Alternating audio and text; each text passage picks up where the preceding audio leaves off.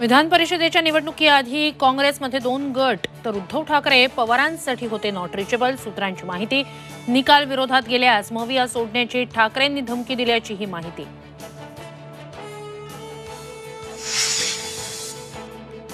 बारामतीतील अजित पवारांच्या सभेवर शरद पवार गटाचा निशाणा। सभेतील रिकाम्या खुर्च्या तुमचं भविष्य सांगतात, जनता गद्दारीला क्षमा करत नाही, शरद पवार गटाची टीका।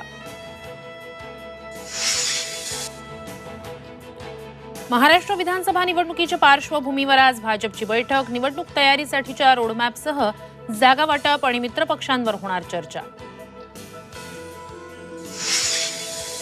वादग्रस्त IAS अधिकारी पूजा खेडकरांच्या कुटुंबाचे पंकजा मुंडेंशी राजकीय संबंध असल्याची चर्चा। मनोरमा खेडकरांनी मुंडे प्रतिष्ठानला 12 लाखांची मदत केल्याची सूत्रांची माहिती।